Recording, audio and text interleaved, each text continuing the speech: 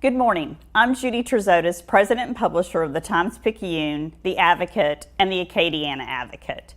And welcome to our 2023 Economic Outlook series. Everywhere you go, it seems people are talking about the economy and how it's impacting their daily lives. Today's panel will cover those topics that are front of mind for all of us as we look forward to the new year. Thank you for watching.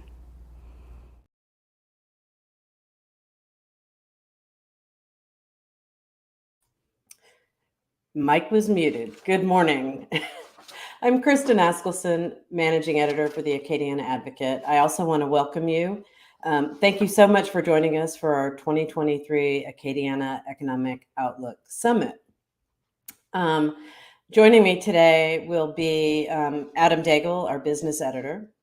But before we get started, none of this would be possible without our sponsors, Entergy and Acadian companies. So we'd like to bring you a message from them. This is what we work for. The moments you live for. The joy. The heart. The wonder. At Entergy, we're dedicated to powering each moment. Today and for future generations. So we're leading the way.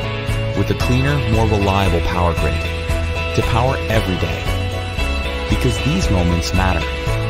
We power life. Entergy.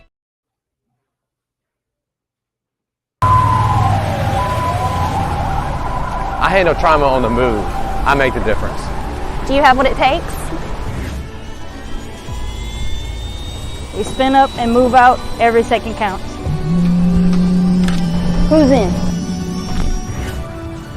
I was here for Harvey, Laura, Delta, and Ida, and I'll be here for the next disaster. Are you coming?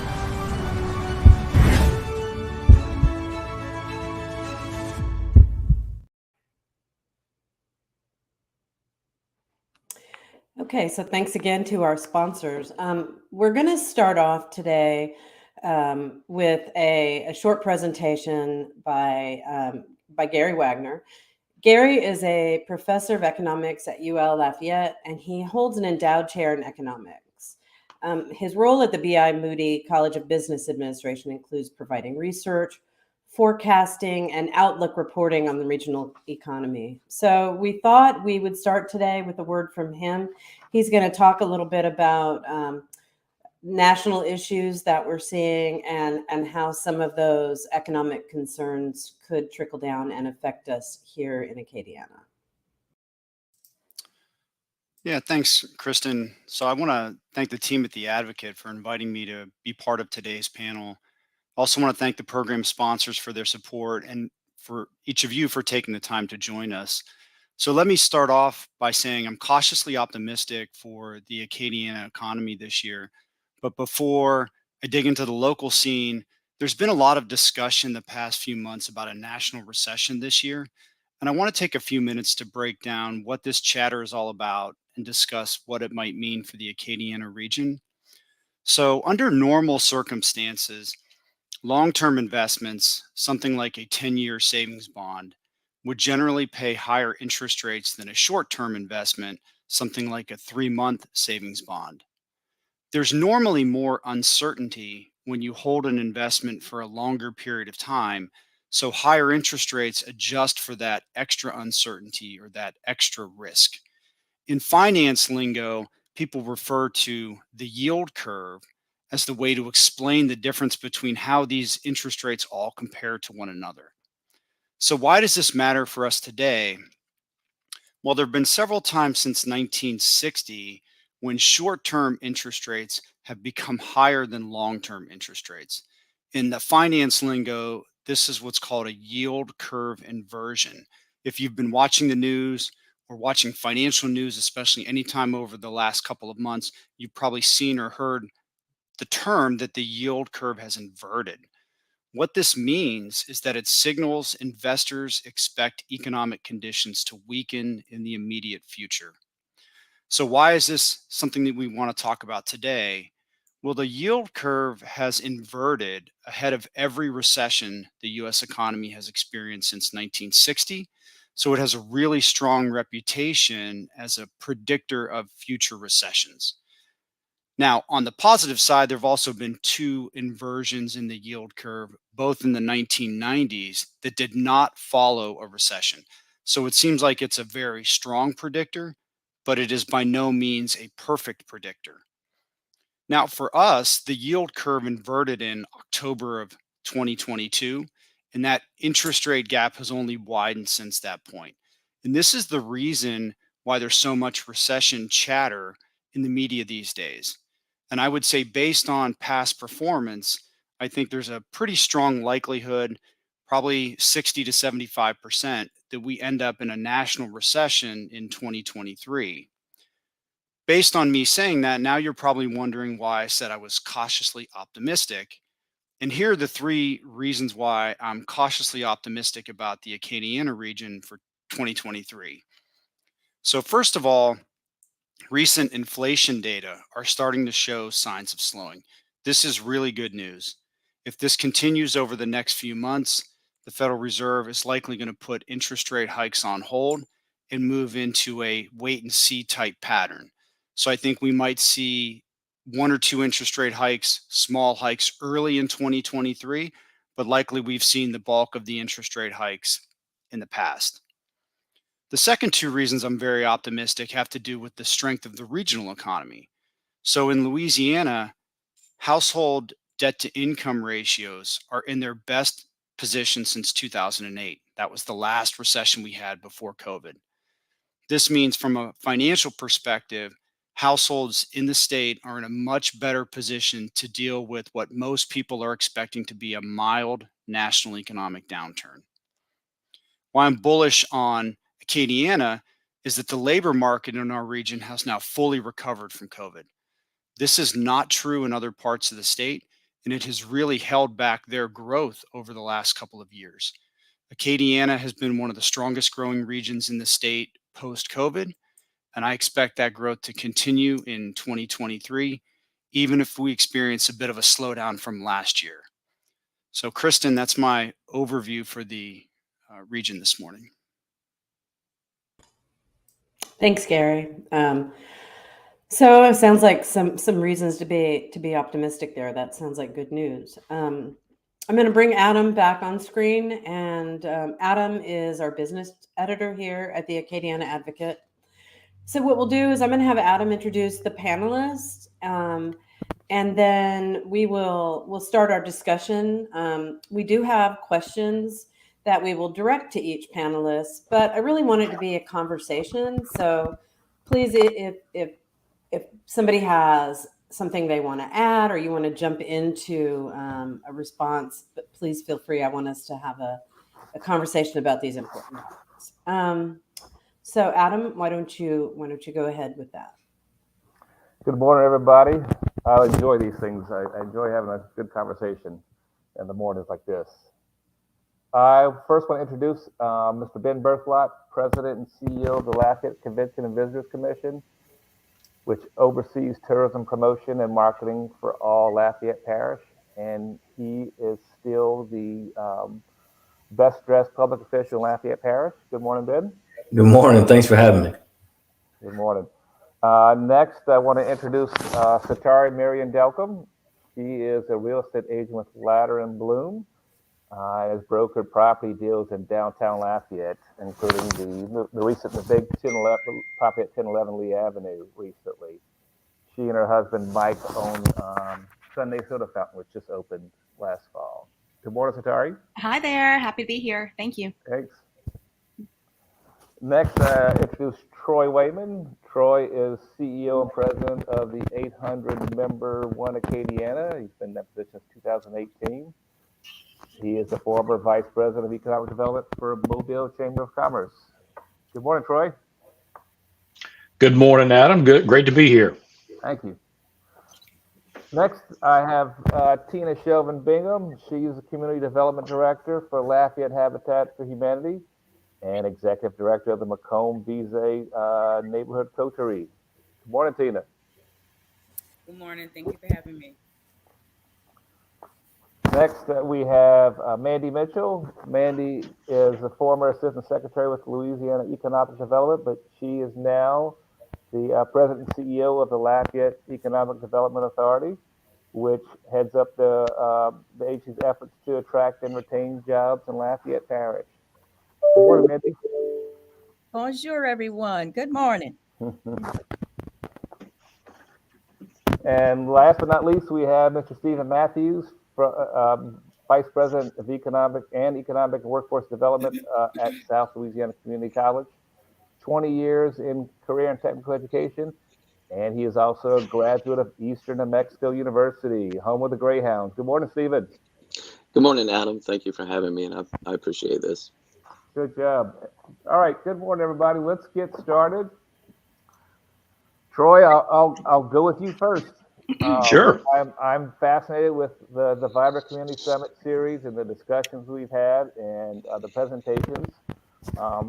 Give me an update on the latest on that program, and kind of I guess the big question is: Are you feeling the public support? Is the public starting to I guess kind of buy into what you all are doing and talking about? Yeah, Adam's great question. First of all, I'm grateful to be here. I look on the screen with the other folks on the panel, and got a lot of really strong partners on this panel and folks that I really enjoy working with. And I think it goes to show the synergies that we have here in Acadiana, and how well we all get along together. We're all on the same team. On our Vibrant Acadiana initiative, we started it 2 years ago with an event called the Vibrant Community Summit, where we brought Quint Studer in from Pensacola, and he talked to us a lot about what it takes to make a community vibrant and how to make a community a better place to live, work, and play. That led into a number of other initiatives. As part of it, we committed to 3 particular initiatives on that, and one was to conduct a quality of life survey, which we've done. You guys have covered it very well. Another was to start a Civicon series, which stands for Civic Conversations. Again, you guys are our media partner on that. We greatly appreciate that.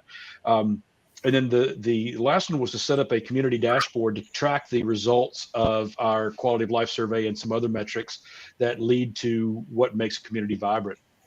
I will say that the community support specifically for the Civicon series, which, by the way, we have one coming up. I'm going to put a little plug in here. We have one coming up tomorrow night with Dr. Ron Ferguson from Harvard University to talk about early brain development and the importance of developing a child's brain, because studies show that about 80% of a child's brain is developed by the time they're 3 years old. So you can't miss that opportunity in the first 3 years. That event is at Acadiana Center for the Arts. It'll be at 5:30 tomorrow. It's open to the public, but I encourage everyone to go online and register at oneacadiana.org if you want to be a part of that. Also, it will be streaming live as well. The attendance at these events has increased over and over. This will be our 5th one in the series, and we've had more at each one. This one we have over 210 registered to attend. The facility only holds 300, so if you want to go, register now. So we are seeing more and more support of it. But the biggest thing is we want to make sure that people know that all of the Civicon series are available for viewing on our Vibrant Acadiana website. So if you missed one, go back and watch them. What the whole program is designed to do is to raise civic awareness, to raise the civic IQ across the region, so that people understand that we need a vibrant community to be successful. One of the idioms that goes around a lot now is that talent follows place and investment follows talent. And so you have to have a quality place to attract that talent and to retain that talent. And that is the only way that you can attract new investment and new businesses. Thanks, Troy. Next, I'll go with Satari. You all opened the Sunday Soda Fountain. A lot of energy downtown Lafayette right now. What you all have is a very unique kind of offering. What's been the feedback of it, and kind of tell me how you all came up with the idea. So, it's so interesting whenever you pour so much time, energy, and passion into developing something, and you love it, and then you put it out for the public, and then the reaction has also been overwhelmingly amazing. And you're like, wow, people love it too. This is wonderful. So it's been better than we imagined, as far as the perception from the public, the feedback, the experience. I feel like we're nailing a lot of what we intended to nail when we put it out there, and it's just really special. So yes, it's a new concept for right now, but it's also a very old concept, dating back to 1905 when the Yandel family had their confectionery and soda fountain, and then the Hymans in the 2030s era, and then now here we are again. And we drew the inspiration from the building itself. So we knew we wanted something sweet to complement the restaurants we had downtown. We knew that there were certain things we felt were missing in the market, that we wanted to cater to. I mean, we went through several different concepts before we landed here, and we really feel like the building and the floor specifically directed us into this this concept and want it to be this again. So we're so happy. We feel like we're the building storytellers, and there's a story to be told. Hey, Satari, can I ask a follow-up question on that? Absolutely. I'm just wondering if, is there anything after moving downtown and becoming, a big part of that streetscape and meeting downtown residents and businesses, is there anything that surprised you about being downtown? So we've been downtown a long time. I mean, relatively speaking, my husband's been investing and owning and operating businesses downtown for over 20 years. I've been actively a realtor, active in the downtown market for about 16 years. And we both have always had an affinity for downtown, so we've been on both sides. And just, the creativity that it comes in waves. We've noticed that. We feel like there are always things that stimulate the next wave. Central Pizza, we've often been told, was a stimulator for some activity and energy, and we love that. We love to hear that. We feel like Sundays has that same effect and that same traction, which is inspiring because of the feedback we're receiving and the support from the community. So yeah, we're looking forward to see what comes next, and we're always here to help. People ask us questions all the time. We love to offer any suggestions, anything that can help set someone in the right direction. And there have been a lot of discussions when we talk about downtown about placemaking, and about being very very thoughtful about what businesses go where. So how do you feel about that and what direction we're going in? It's truly important. So from a real estate perspective, I'm going to change my hat. From a real estate perspective, I do represent a lot of the property owners and business owners, and that's one of our key conversations we have. Yes, we have this building, and yes, obviously we want to activate it, but what's the right concept that can truly spark the next, wave of vibrancy in this block? And it changes by block. That can, what's right here?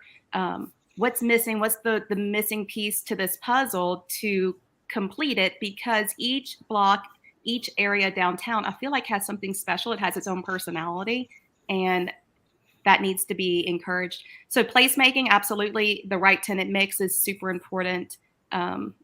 And just understanding the market, how to make a building function for what we intend to see there, and what we think will strive there. Does that answer your question? I know that was kind of a roundabout.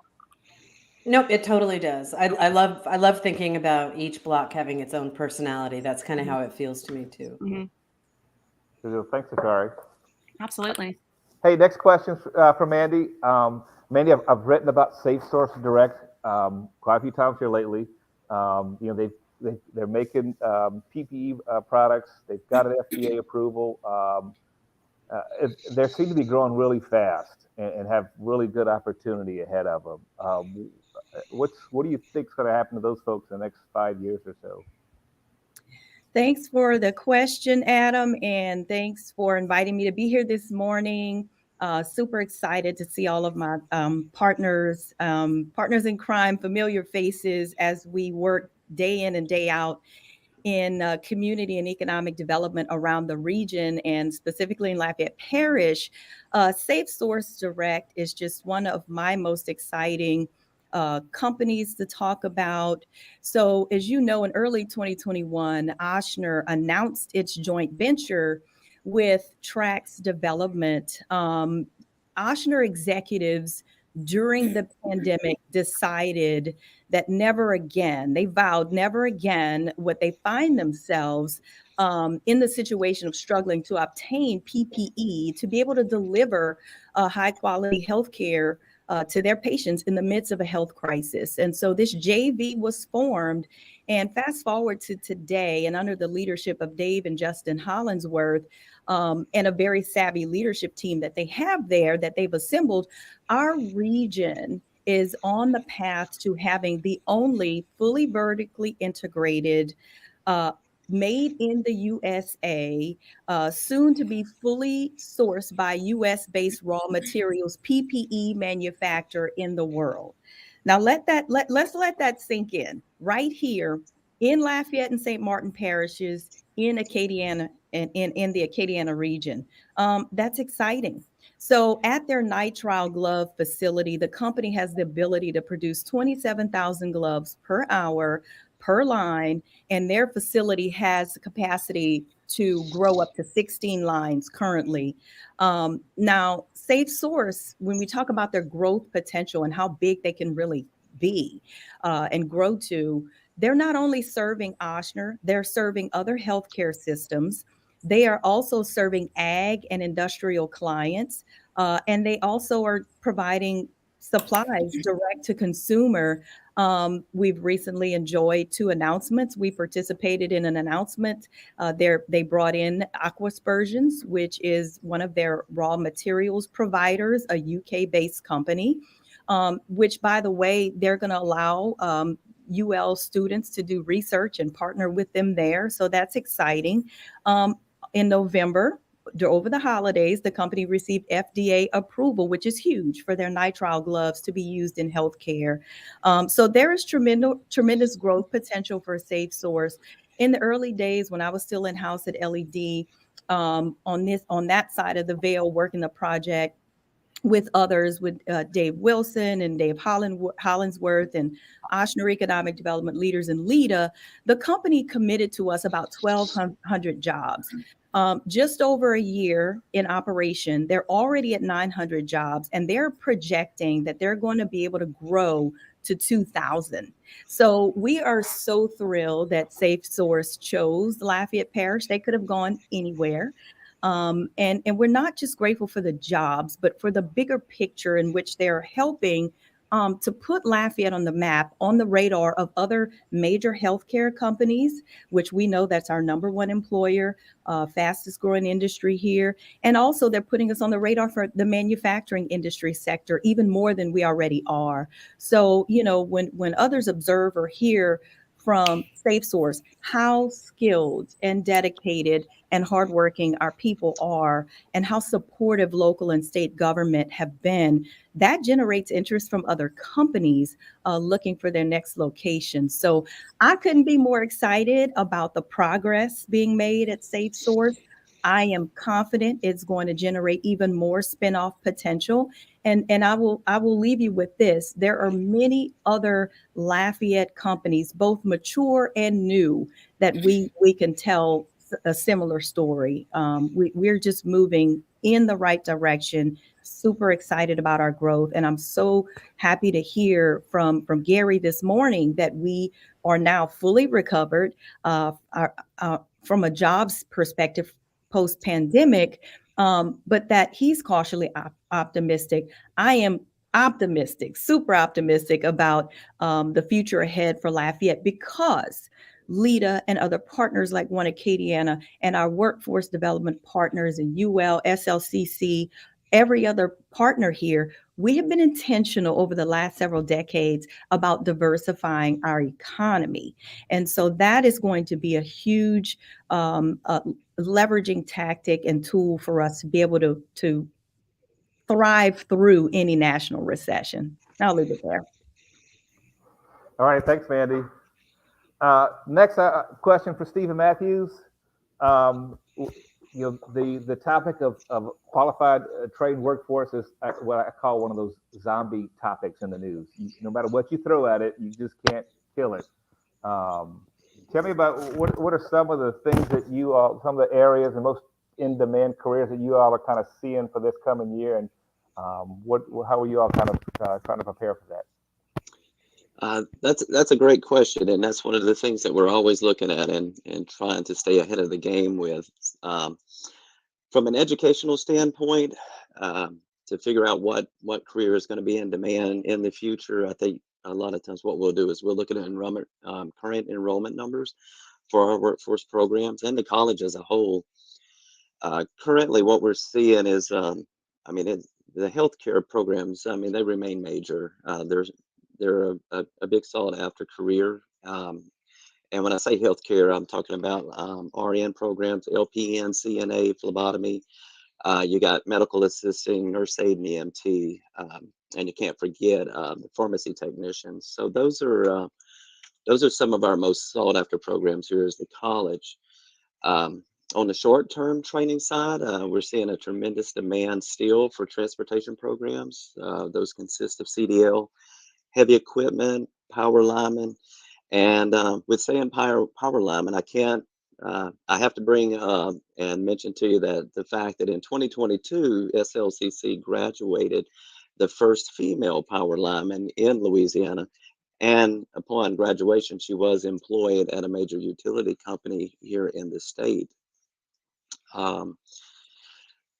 Looking forward, we've also got a fiber optic program for 2023, and I'm sure everybody is aware that there's a big push for the digital equity across Louisiana to make the internet access available to everyone.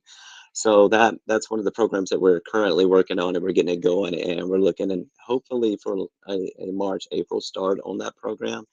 We've had a lot of interest in it. We've had a lot of input from industry on that program. So we're looking at that being a successful program for the state and for our region as well. You can't forget about manufacturing. Lafayette and this region, manufacturing and construction it is your fourth largest industry in our region.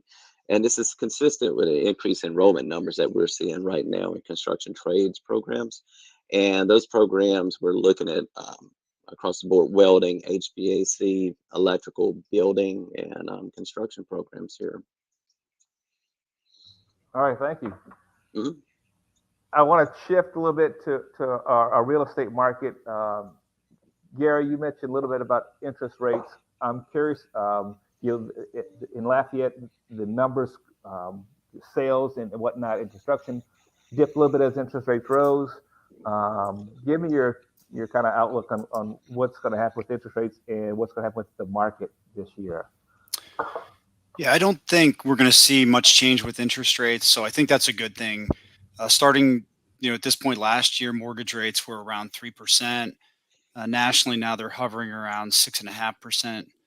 The Federal Reserve releases guidance 4 times a year, and their most recent guidance was released in December. And they signaled that they may increase interest rates a little bit more into 2023, which means at the high end, I think we might see mortgage rates just tick up a slight bit, maybe 25 basis points. I really think we're going to see a year, though, where mortgage rates are going to hover around 6.5% to 7% for most of the year. So what I think that means in terms of sales, we're going to continue to see some adjustments in the market. I think when I say adjustments, I mean a return to something that's normal. If you look at the housing data over the last couple of years, it was basically a once in a 25-year market. I mean, there was a point early in 2022 where 1/3 of all the homes that were being sold in Acadiana were going under contract in less than 5 days, which when you think about that is just amazing. So I don't want to give people a sense that I think we're going to see a bad real estate market. I think we're going to continue to see a solid real estate market. I think it's just going to be a real estate market that's a little bit closer to what we've seen historically. Good deal.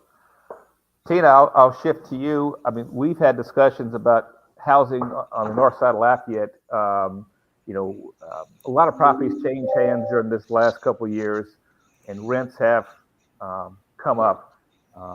you mentioned like rental prices in North Lafayette. Are we kind of on the early stages of a possible like a housing crisis in Lafayette? Oh goodness. I think we're already in crisis. I think it depends on the neighborhood and the community that we're looking at. Lafayette, especially for the Acadiana region, we benefit from being the big dog or the big fish in the pond. So when issues happen in our community, natural disasters, rental hikes, different things, it affects our housing availability. It affects people who live right here in Lafayette, born and bred. But then it also affects people who are coming into our community who are looking for work, who are looking for housing. So I think it just depends on what perspective you're looking at it from. But we're definitely in some form of crisis in our community. Delta left trees still sitting in homes in our community. People are not moving back into those homes because they don't have the resources to make those repairs. And when I say that, I mean in particular on the north side of Lafayette is where I'm directing those comments. But in some instances, we have some people in our community who are suffering from flooding issues and people with rental property in other parishes who are not making those repairs to those homes because they're looking for more of a home buying opportunity or a way to get the property transferred to someone who will own it and not rent it. So I think it just depends on where we're looking at and what perspective we're looking at across the Acadiana region. But definitely here in Lafayette, we are in a bit of a crisis because the lack of affordable housing, the lack of accessible or just not necessarily affordable. When I say affordable, I'm not talking about just by income. I'm talking about by just people being able to find recent and decent affordable housing, housing with sufficient roof, sufficient kitchens, making sure that it's weatherized, right? We just are struggling with that here in our community, and we just need more of a little bit push and more of attention given to that. Thank you, Tina. Shatari, I'll shift back to you. You talked a little about placemaking earlier. I'm really curious about, and there's a lot of reader interest on my website when they announced the plans for the Old Don's restaurant property. What potential do you see there, and could that be? I think they mentioned this that could be the new center of downtown. I mean, what do you think about that property? Well, I think they're on the cusp of something pretty exciting over there. The group, they're all experienced and talented guys, and I think that not only that site, but I think as you see development pop up around downtown, that you may also see the opportunity for other centers to pop up as well. And so, yeah, they have the opportunity to create something very special. And I think there's also several other sites that haven't necessarily been identified or are presented that also have great potential and opportunity to create some sort of center and hub. So as far as the placemaking, we have the commercial happening downtown. We have residential that is coming on board. And I think what we're truly missing are some of the lifestyle amenities that complement the residential, the daytime and the nighttime, as well as the commercial side. So I think we'll see more of the retail mix coming on board. Hopefully, that's what I'm pushing for, at least, and lifestyle amenities, including like I've been trying to get pet boarding and grooming. We don't have these basic amenities that people look for whenever they live and work in certain areas. So I wish them the best. I hope that they have a good group that can grow a good tenant mix over there, and I think that will also stimulate activity for other people to make investments downtown. So I applaud anyone who takes the initiative. Every little bit helps. Thank you. I'll shift to you, Ben. Y'all did the SWOT analysis recently. Very enlightening. John, I can't remember his last name. John came in and Schmier. Yes, Spear came in, gave a pretty good discussion. I'm intrigued by this concept of an indoor facility. Tell me, is that would take obviously a lot of wheels in motion to make that happen, but something like that, could that be a game changer for this youth sports market that y'all do so well in? Sure. Well, first, thank you for covering that story. The youth sports market, as you and I have talked about many times, is a very important piece of our tourism economy. It's the fastest growing market that we have in the tourism economy. Really saved us during COVID. And so the study that was done, not a whole lot of real surprises. We know our outdoor facilities are very, very strong. If anyone has been to Broussard and the Youngsville sports complexes, they recognize that. They see that those facilities were listed among the top 10% in the country. There's more improvements on the way with the recent announcement of the Brown Park development and the Moore Park development. So we're strong on the outdoor sports side. What the study identified, and it's something that we also have known, but really validated, is that we're weak on the indoor sports facility side.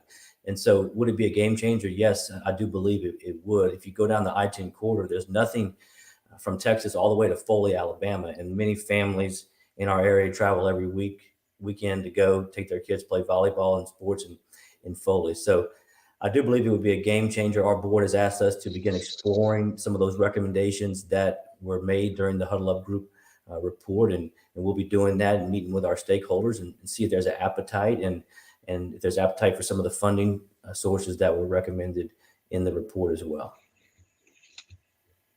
Hey, Ben, let me just ask you, speaking of game changers, there's been talk about Lafayette needing another full service hotel. So, I mean, do you think that would be a game changer for our tourism economy? And just, can you kind of speak to where we are with hotels in general? I feel like there's been sort of a balancing out there. Sure. We're down to one full service hotel, which is a DoubleTree on the Vermilion River. We had 3 at our peak, lost 2 during COVID. And so you can't really say that it would be a game changer just to get a full service hotel. And I don't believe someone's going to come and just build a full service hotel on Ambassador Caffrey or on College Road on Louisiana Avenue. However, what would be huge and a game changer is the University Commons master plan, which calls for a full service hotel at the Cajun Dome and Convention Center, along with some meeting space and the increase in space at the Convention Center as well. So I do believe if anybody has been to a convention, you understand you don't get into your car to drive to the Convention Center. You don't normally get into your car unless you want to try out a new trendy restaurant somewhere. You get into a taxi and go do that.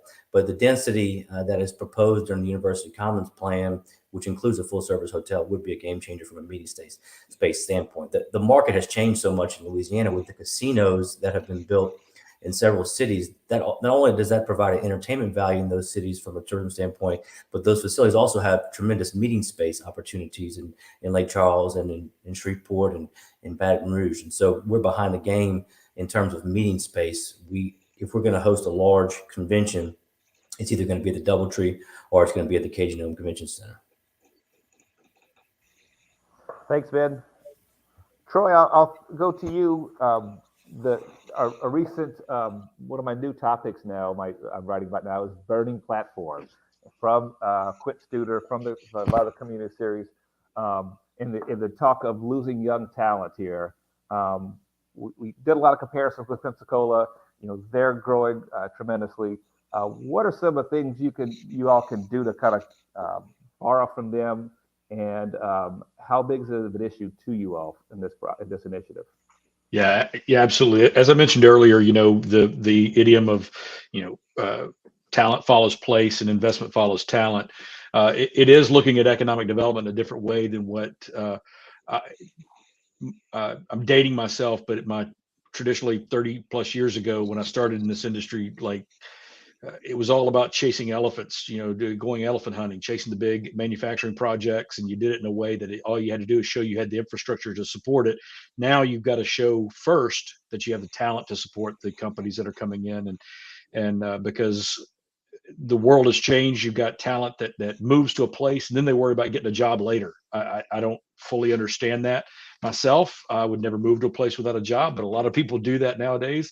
I think that's why you see so many bartenders with master's degrees in Austin and Nashville right now, because they want to live there So we have to create the place where people want to live, where that talent wants to be.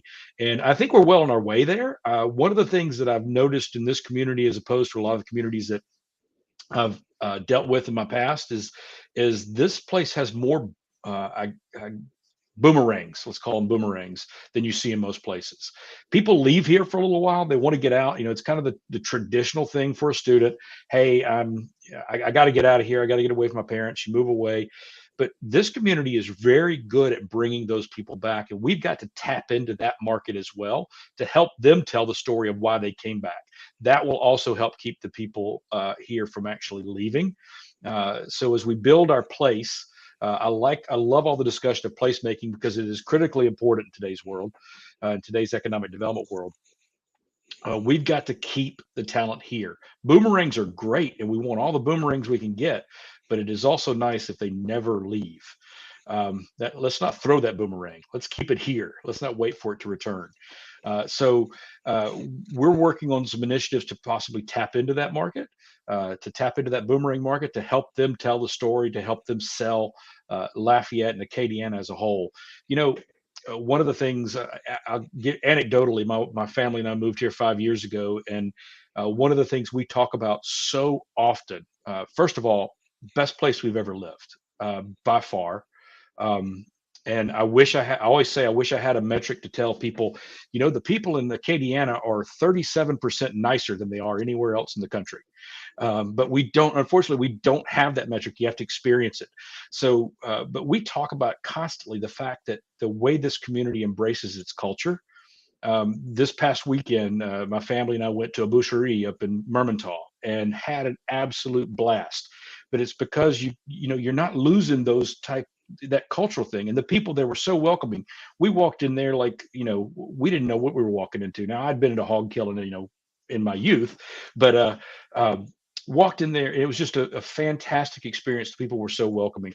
We have to focus that. Ben talks a lot about our culture here being one of our selling points on tourism, and it is absolutely true. Those cultural aspects of our region are part of what makes this place the place. And so we need to focus on those things and not lose those things in order to make sure that we retain the talent that we currently have here. And again, as I said, let's not throw that boomerang. Let's keep them here before they have to return. Hey, Adam. Go ahead. Can I chime in real quick? Yes. Piggyback on that. So Lita has been prepping to do some marketing work, talent attraction marketing. And in some of the surveys that we have done of, local individuals and college students, I can basically attest to what Troy just said, is that our culture is a huge selling point, not just for tourists, but for people who are across the country and are now post-pandemic more mobile than ever and are looking for great places to live. They are looking for places that are, rich in culture. They're looking for places that are safe. They're looking for places that are affordable. And yes, Lafayette, compared to other communities our size, we are, and I think, Adam, you covered this in one of your recent stories, this is an affordable community to live in compared to other communities our size. And in addition to that, we have a diverse array of industries and jobs. We have the university, the college town angle is huge for being able to attract talent, not just from, it's a fun college town, but from the knowledge economy that is centered around the university. We have a strong community college. And so we have a lot to sell and be positive about for Lafayette. And for the Acadiana region, the thing we need to do is do a better job of telling our story. So to that end, Lita has teamed up with LCVC and One Acadiana, and we hope before the end of the first quarter to launch a project that we've been working on with Livability Media, a national firm that works with economic developers and communities to tell their story. we need more people to know how awesome of a community Lafayette is. And let's talk about those positive things that are happening here in the community. So anyway, I just wanted to piggyback on that question. Good deal. Thank you. Talk about jobs, Stephen. I noticed you all had the first plumbing course in graduates this past year. I think didn't all of them find jobs? Was that, am I remembering correctly? Really interesting kind of concept. Can you tell me more about that? Yeah, that I don't know if you know this or not, but plumbing was one of the first classes offered here at the college back in the 1950s. So we were kind of excited to bring that program back. That program was it was brought back because we had a lot of industry demand for it, and a lot of businesses were just needing that talent to in their workforce. So we offered our first class that was on the New Iberia campus. It was for I want to say it was right at 5 months, the duration of the course, and we had our first graduation. It took place back in October, and at graduation we had approximately 6 students that were, they were already picked up by plumbing companies or construction companies to go to work. So it was a phenomenal course. We had a lot of input for it. The students took a lot of classes. It included blueprint reading, installation, repair, new residential, installs. So it was quite an in-depth class. I think we graduated a strong course and a good group of students. So that was our first attempt at putting a pipeline together for our region in that plumbing industry. And we've got another class that's starting up now. So we're going to continue that role. I'm curious, what's been the demand for that in kind of other technical jobs? We hear what the universities are doing with higher ed and whatnot, but the technical side I don't hear too much about. What's the demand for those plumbing jobs? Well, when you look at plumbing, you can't just think somebody calling up and saying, "Hey, I need a plumber to come over." I mean, anytime you've got either industrial construction or residential construction, you've got to have that plumbing company come in. I mean, you'll get into there's a lot of detail that goes into it, and you'll see that in the blueprint reading courses, because they'll have to go in and they're designing that system and setting it up. And in Louisiana, a lot of stuff is we put it in place, and it's set in a concrete slab, so it has to be done right the first time. So it's pretty in depth and it's pretty technical. So basically, anytime you have a construction site that goes up, you're going to need a plumbing company to come in and finish that out. Good deal. Thank you. Mm-hmm. Tina, I'll go to you. You did the Accelerate Northside program. Jeff Stewart's he's some of my favorite people with the things he's doing in Lafayette, underserved communities, Bill Platt and whatnot. What is that program like, and what did you kind of think of the people in your class and kind of an outlook for kind of the business, future business development in North Lafayette? Well, as a participant of Accelerate Northside, of course, I enjoyed the program. I think the intentionality behind the subjects that were covered, but then also the networking amongst other fellow business owners and people who are prospective Northside, in particular, Northside business owners and developers in our community. Is really amazing. I think the camaraderie and being able to talk and communicate with each other about what we're trying to do, even finding those collaborative aspects where we may be able to do business with one another and help each other grow and help our community and economy grow is really important. And I really think Jeff and John and I can't think of it. Kevin, thank you, girl.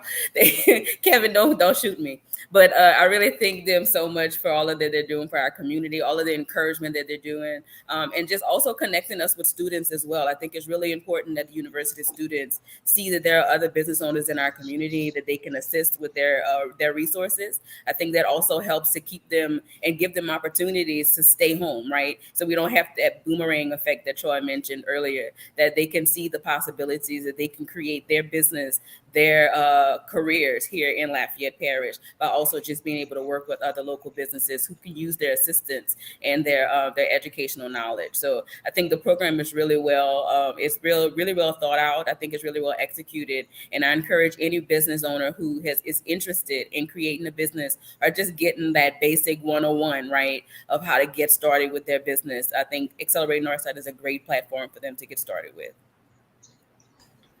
Thanks, Tina. I want to stop real quick and say we have about 8 or so minutes left, and we could continue talking about this for a very long time. But I'm thinking I'd like to give each panelist 1 minute, before we end to maybe give your projections and your thoughts on 2023. Anything that we may not have touched on or that you want to make sure that is brought up. So how about if we start with you, Ben? Anything that you want to make sure you mention for 2023? Sure. A couple things. First, I want to mention that 2022 is going to close as the highest year on record for hotel and motel receipts, surpassing 2021. Of course, in 2021, we had a hurricane that drove a lot of different traffic to our area for most of the fall. So that's significant, in my opinion. A lot of that was driven by very strong rates. So we surpassed the $100 million mark in hotel motel receipts for the first time, around 101 million. But I want to go back.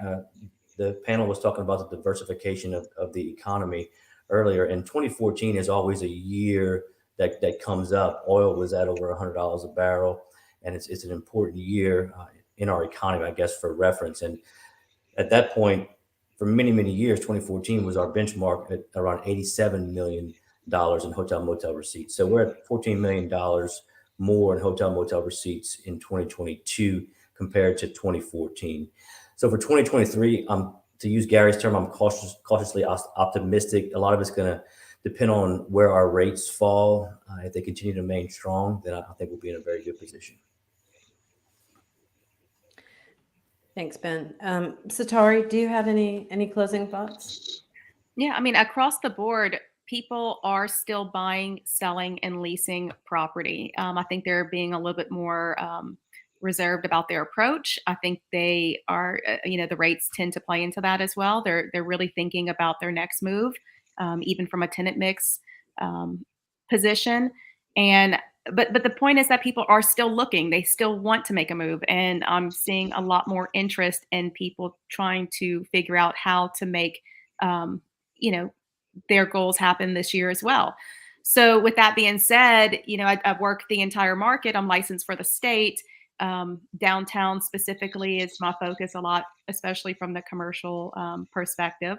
And I think, following up on the hotels, that downtown needs a good hotel.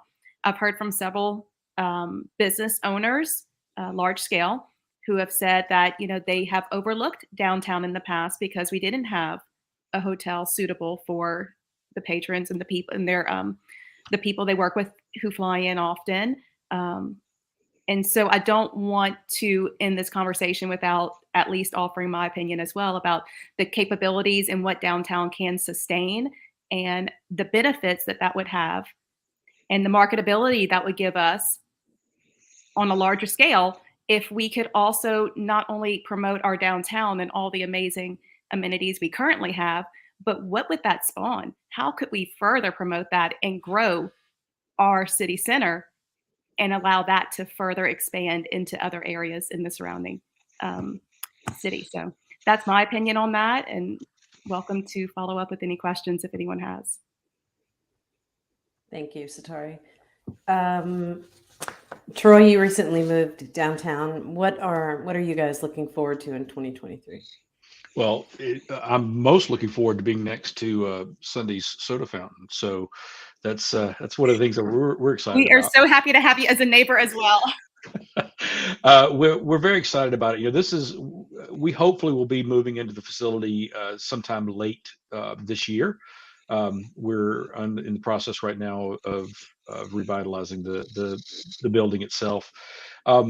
One of the things that I'll say about that move downtown is this is not about one Acadiana just wanting a new office. This is about us being committed, as we have been for years, in the realm of urban revitalization, making sure that we're revitalizing our urban core. And if you look at if you look at what Lita did with the Opportunity Machine and putting that facility downtown, incredible investment. Really turned a property around that I think everyone would agree needed to be turned around. And it's such a magnificent facility down there. It just shows the commitment that your economic development entities in the region have to revitalizing our urban core. The other piece of it is, along with our building that we bought down there, there's a parking lot there. Now, granted, we're going to be using it for parking initially, but it does put us in the game that if the right project comes along, we could potentially play in the development phase of something else that could be catalytic for downtown. But I think we don't want to ignore the other catalytic things that have happened down there. You look at what EJ Crampy has done with his development of the old federal courthouse, phenomenal there. It was mentioned earlier, the old Don Seafood and what's happening with that facility. Look at what Stephen Ortego is doing with the residential projects downtown, putting heads and beds down there, and that's what we've needed for so long.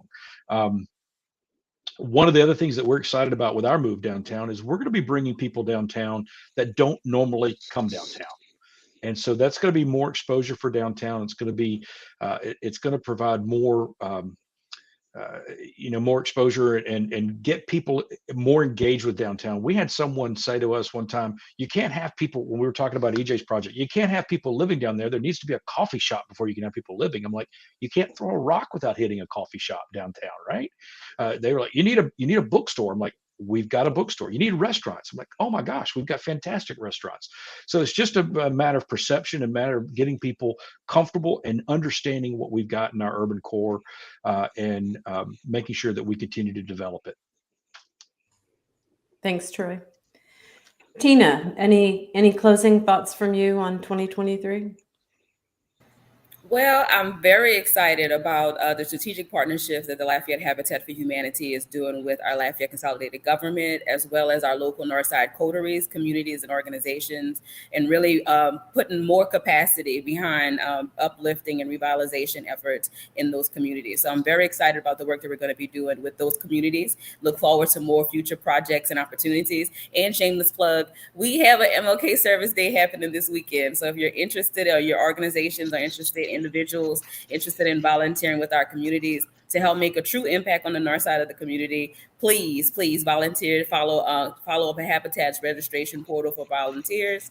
It's an MLK Service Day. We're very excited. It's going to be the first project of many that we hope to launch with our north side community. So please come on. We're going to have a thriving 2023 and a thriving north side. So we're very excited about that. And thank you all for having me. Thank you, Tina.